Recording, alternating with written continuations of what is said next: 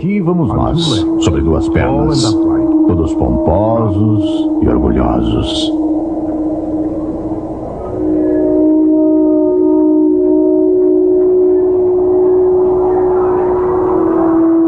Será que simplesmente subimos do escuro do passado e atingimos a brilhante conscientização da luz do dia? Será que essas foram as nossas mães que nos deram a vida que tanto desfrutamos?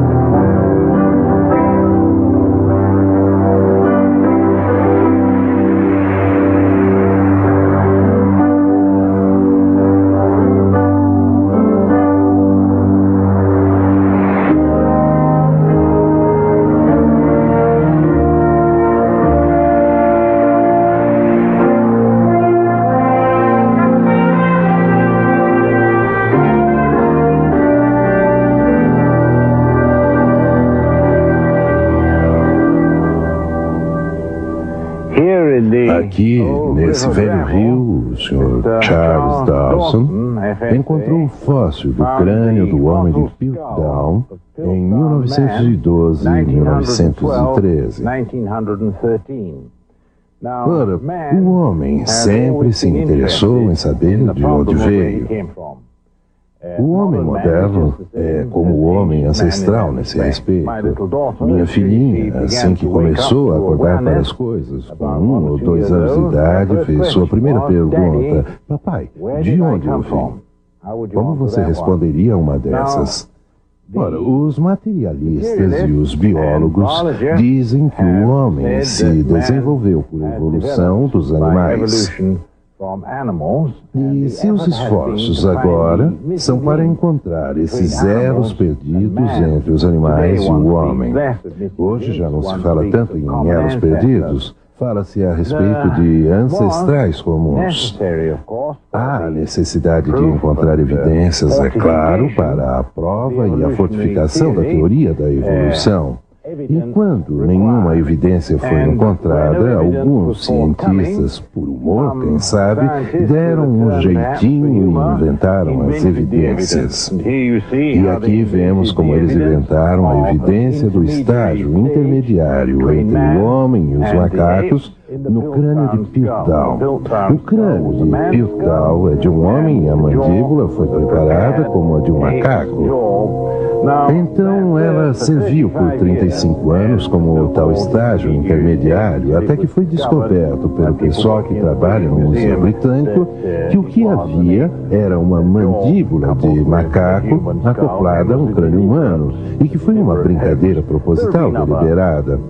Há outros casos do mesmo tipo, como o homem de Nebraska. Nós hoje não queremos analisar essas falsas evidências. Queremos ver as evidências, candidatas a serem realmente intermediárias entre o homem e os animais.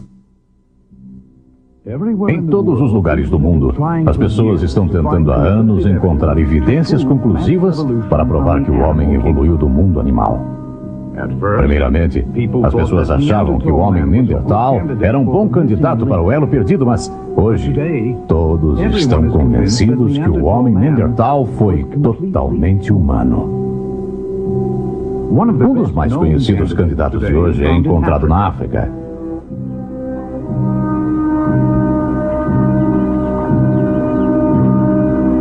O ano é 1959. O lugar, a Garganta de Olduvai, na Tanzânia. Num tremendo calor, Lewis e Mary Leakey finalmente acham o que estão procurando. Por 28 anos, eles escavaram fósseis nessa região e então encontraram os restos mortais do que chamaram de Australopithecus.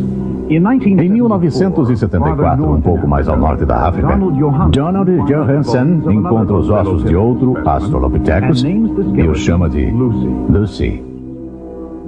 Essas criaturas recebem o título de ancestrais do homem, principalmente porque seus dentes e mandíbulas, alguns acreditam, possuem semelhança aos dos humanos.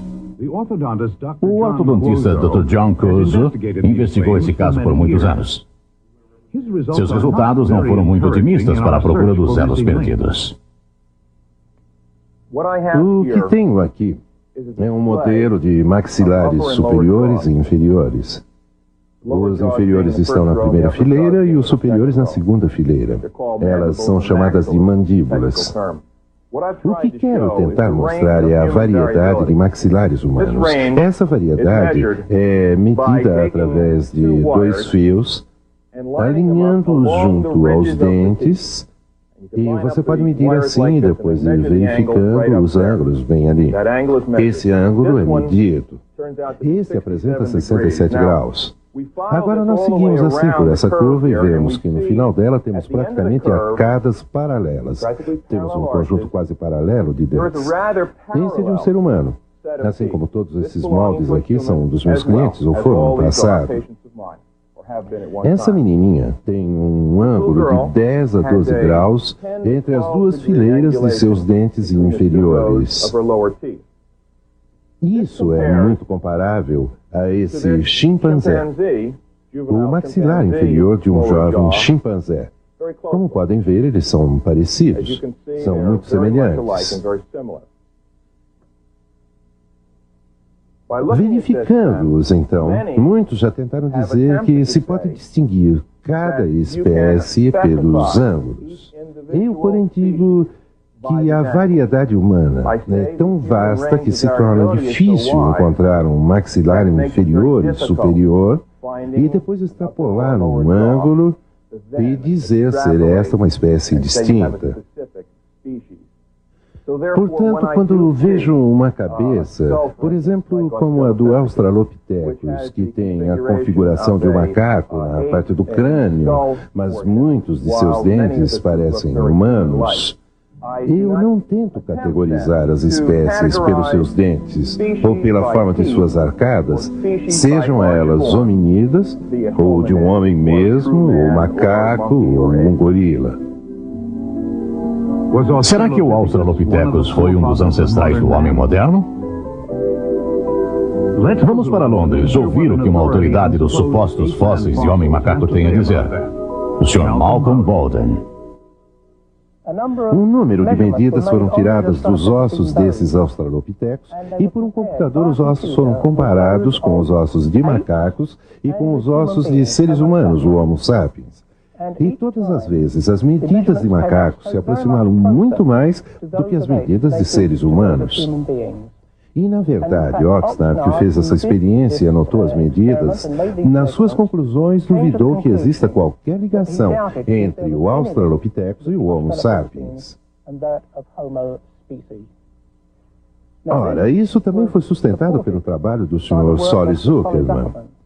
Ele realizou um número de exames, testes e medidas nesses ossos da espécie Australopithecus e disse que o elo da espécie Australopithecus não é baseado em fatos concretos, mas em especulação. As evidências mostram claramente que o Australopithecus foi só uma variedade extinta de macacos e nada mais. Na verdade, o nome Australopithecus quer dizer macaco do sul.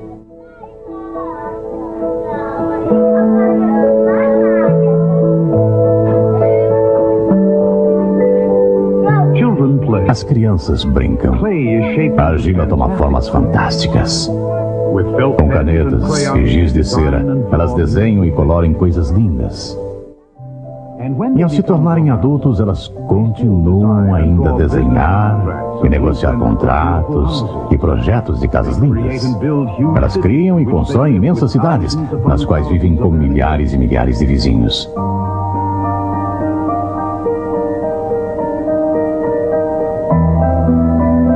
Seu gênio na técnica aparentemente pode fazer qualquer coisa, até voar mais alto e com maior velocidade que os próprios pássaros.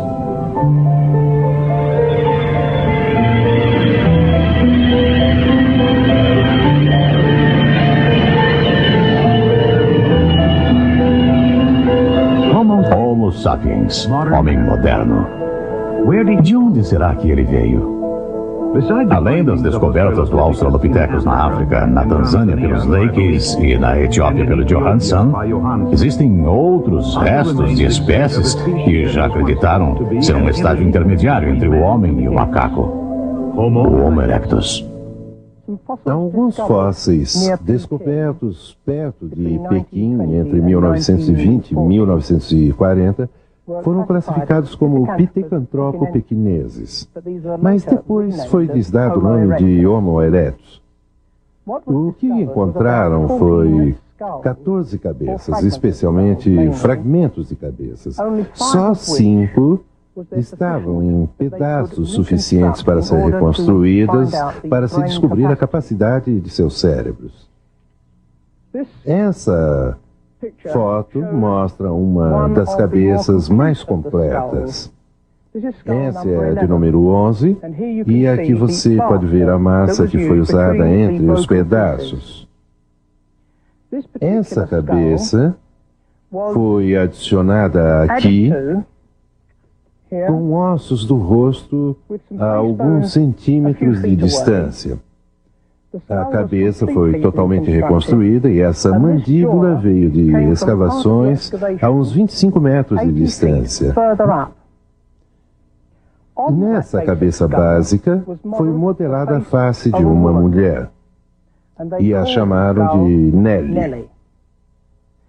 Agora, essa foto e essa reconstrução são as mesmas que receberam grande publicidade.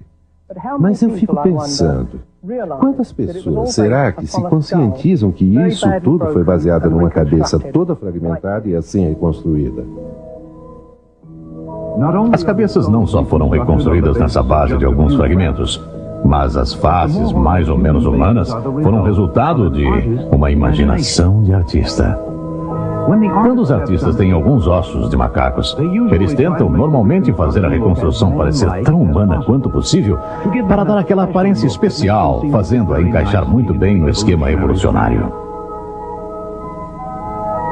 Semelhantemente, quando têm ossos humanos, eles frequentemente usam de liberdade artística para fazer a reconstrução aparentar o mais possível um macaco. É impossível dizer quanto cabelo a pessoa tem ao olhar os seus ossos. Nem uma caveira completa não pode nos indicar os formatos exatos do nariz, dos olhos, dos lábios, das orelhas.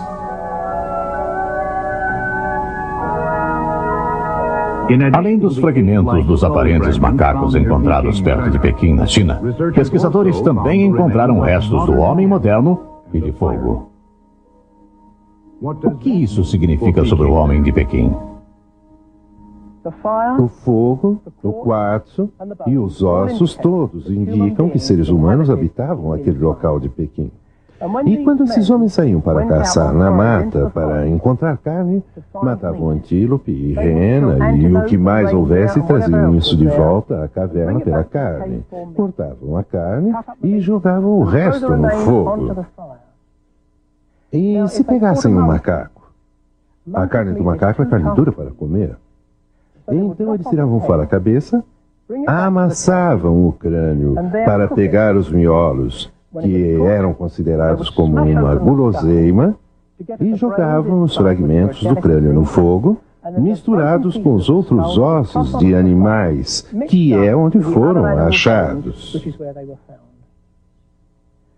E quem sabe, umas centenas de anos mais tarde, os peritos apareceram e acharam esses ossos de símios e ajuntaram-nos numa reconstituição e afirmaram que tinham encontrado outro elo perdido.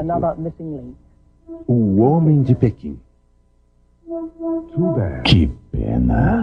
As feições lindas são apenas as de um símio extinto. Vamos examinar umas outras tentativas de encontrar aplicações entre o homem e o macaco. Os cientistas em Oklahoma observaram Washoe, um chimpanzé, pelos meios modernos de televisão durante mais de 10 anos. Parecia ser possível ensinar a Washoe a linguagem da mímica.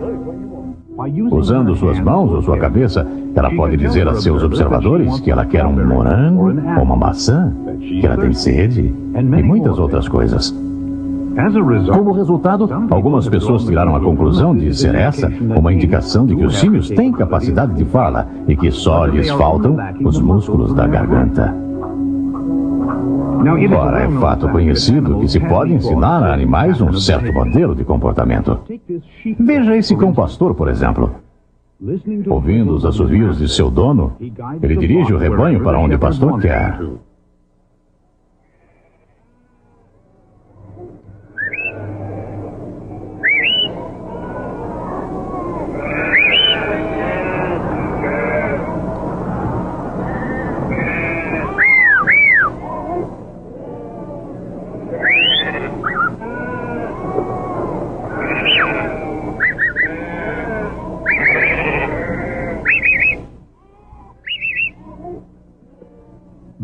Mas será que uma reação aprendida a certos sinais é uma indicação real da capacidade da mente para o pensamento coerente e a fala?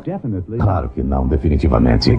O vão entre o homem e o animal é grande demais para ser atravessado.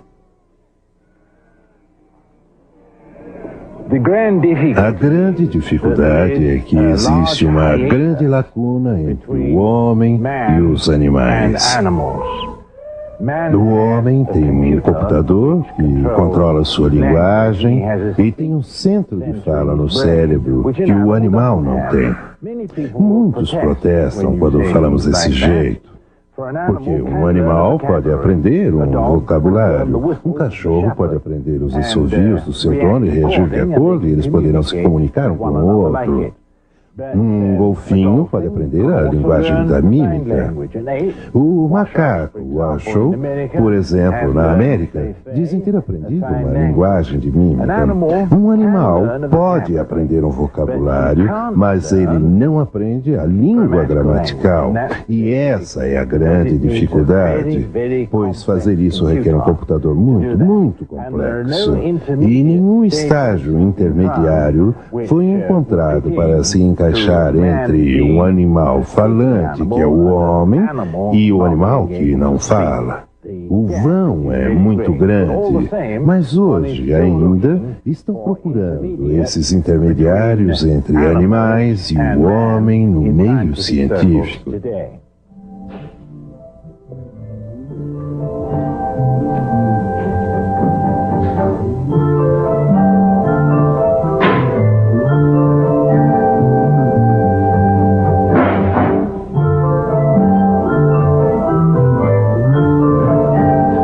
Nos porões do Museu da História Natural em Leiden, na Groenlândia, um tesouro está guardado num cofre.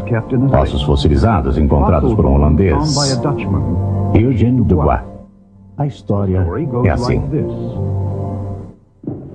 Quando Darwin produziu seu livro A Origem das Espécies, em 1859, não havia nenhuma evidência que ligasse o homem ao macaco. Ora, Eugène Dubois foi para o Oriente em meados de 1880 e contou a amigos que estava indo especialmente para encontrar o elo perdido. Ele finalmente chegou a Jávila e encontrou duas caveiras muito parecidas com as de humanos, conhecidas como Wadjak, mas eram tão humanas que não pôde usá-las de jeito nenhum. Em 1891, ele encontrou um crânio e um ano depois, a 15 metros de distância, ele encontrou um osso de perna muito parecido com a de um ser humano. Eventualmente, Dubois decidiu que o osso da perna estava junto com o crânio e que havia encontrado um macaco que andava ereto e ele o chamou de Pithecanthropo erectus. Aqui temos aquele crânio e aquele osso da perna. Agora, o que eles eram realmente? Foi geralmente aceito que esse osso de perna era humano mesmo. Mas havia muitos debates a respeito desse crânio. Quando ele voltou e publicou seus resultados, dizendo que havia encontrado o elo perdido, que o macaco andava ereto, houve grande publicidade e um grande furor sobre o que ele havia encontrado. Porém, durante todas as suas palestras, ele nunca mencionou nada a respeito dessas caveiras que ele havia encontrado anteriormente, as caveiras de Wadjak. Ele as manteve em segredo por 30 anos e não contou a ninguém a respeito delas. Só em 1920, ele liberou o fato ao mundo científico que as havia encontrado. Isso, é claro, causou grande consternação, porque se ele tivesse mostrado essas duas caveiras tão humanas ao mesmo tempo em que ele mostrou o homem de Java, ninguém teria aceito esses ossos como metade homem e metade macaco, pois ele havia encontrado esses ossos bem humanos na camada semelhantemente datada. Mais tarde, ele admitiu, alguns anos antes de morrer, que tudo que encontrou foi só um crânio de um gibão gigante.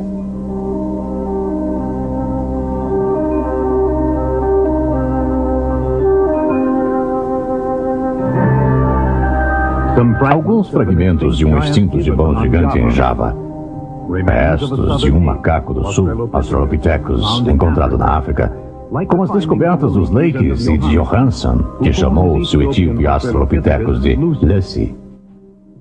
Todos numa mesa, essas e outras descobertas desse tipo são os resultados principais da procura dos elos perdidos do homem.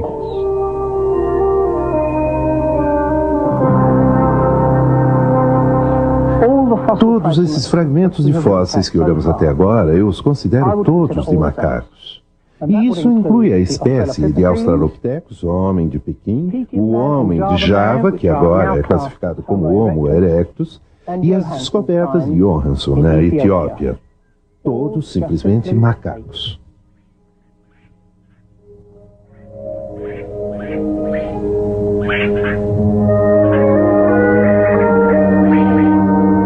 Mas será que já se encontrou alguma evidência indicando que os seres humanos e esses macacos extintos viveram no mesmo tempo?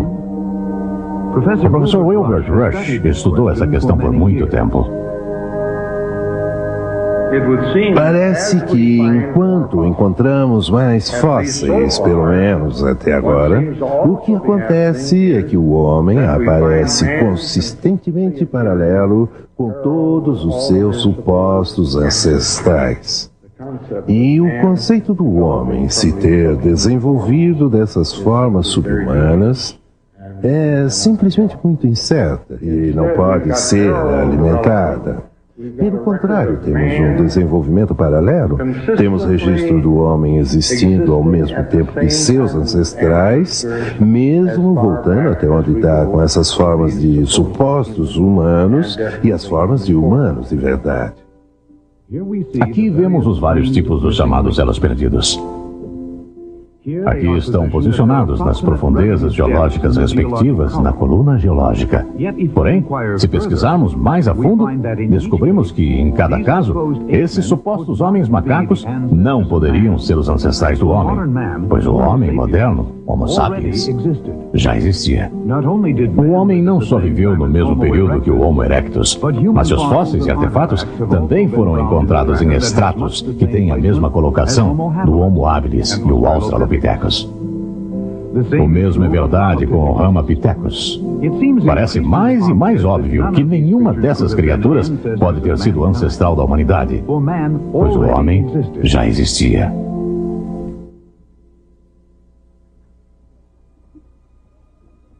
Nossas crianças são frequentemente ensinadas que existem evidências abundantes que o homem evoluiu de ancestrais como macacos. A elas são mostradas figuras imaginativas que dizem descrever exatamente como se pareciam os supostos ancestrais.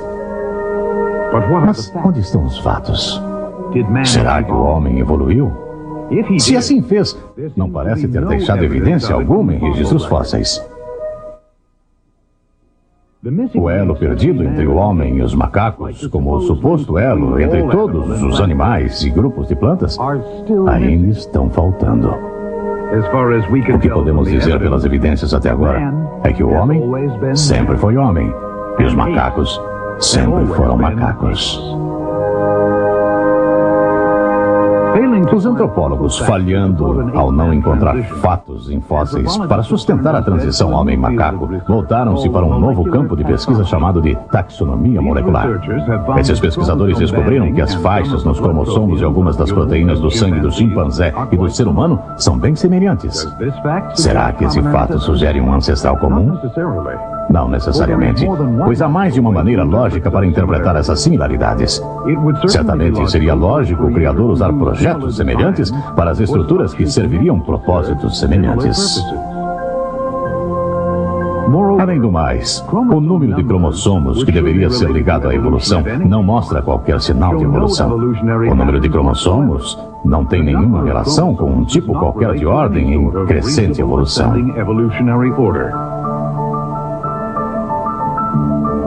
Além disso, deve ser notado que as similaridades moleculares entre os macacos e os humanos têm sido frequentemente exageradas. Um exame molecular de até mesmo uma única gota de sangue revela muitas diferenças óbvias e claras. O homem é inegavelmente singular nesse mundo. Ele é tremendamente diferente de qualquer animal.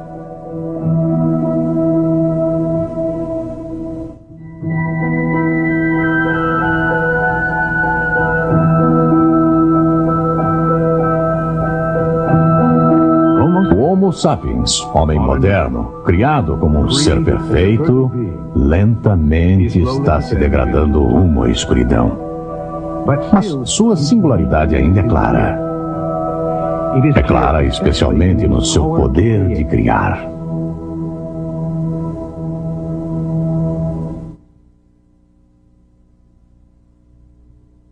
E essa criatividade, independente das dissonâncias que se têm infiltrado, é provavelmente a melhor evidência que o homem foi criado à imagem e semelhança de Deus.